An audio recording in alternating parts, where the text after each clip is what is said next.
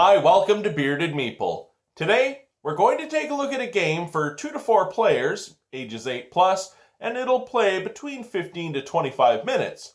Now, it's a tile-based game, and I love those. But in this game, not only can you manipulate the components, which are wizards and dragons, and hey, who doesn't love those, but you can also manipulate the board. Capture your opponent's wizards, and you'll win. It's brought to us by Hidden Creek Games. It's Dragon Dodge. Let's take a look at it. In the game, there are 24 tiles. Each player will have access to the 2 dragons, and you will maneuver the dragons around the board, attempting to capture your opponent's wizards, who may move as well. There are 2 decks in the game: the element spells, earth, wind, and fire, and water, and tile spells. You can rotate a tile, move a tile, or add a tile to the board that you've captured. Let's take a look at the setup and then the game. You shuffle the deck separately and deal a player 1 card from each deck. While there are a number of layouts to choose from, just make sure that you're placing the tiles randomly, not trying to orientate them a particular way. On your turn, there are 3 things to do in order: draw 2 cards, play cards, end with 6 or fewer cards. When you draw your cards, you may draw 2 cards from the same deck or a card from each, and you can look at your first card before drawing the second. When you're playing cards, you can play as many as you choose to, transforming the board, moving dragons, or moving your wizards. Cards will be discarded with their decks. If the deck runs out, it will be reshuffled and set again for play.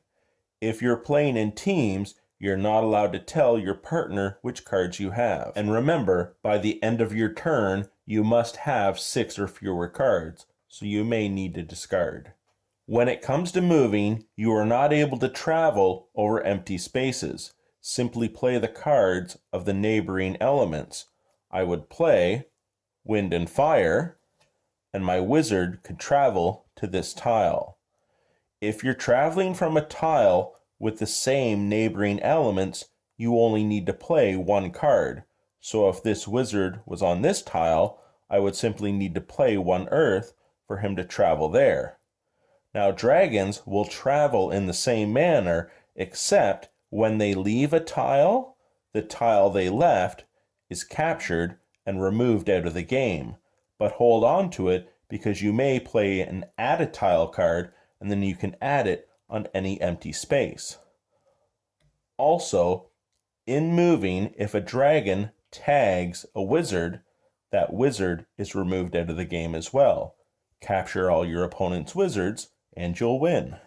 When it comes to the tile spell cards, when you move a tile, you are moving a tile into an adjacent empty space.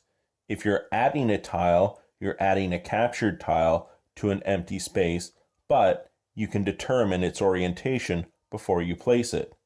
If you're rotating a tile, the selected tile may rotate 90 degrees, 180 degrees, or even 270 degrees, and you may rotate a tile even if there's something on it.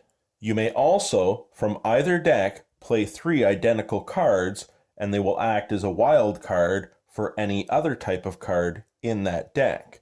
Simply capture your opponent's wizards, and you'll win. And that, my friends, is Dragon Dodge, a nice little game from a nice little company. A couple of things I would like to say. You know I love tile games and the randomness they can bring, and I like this one too.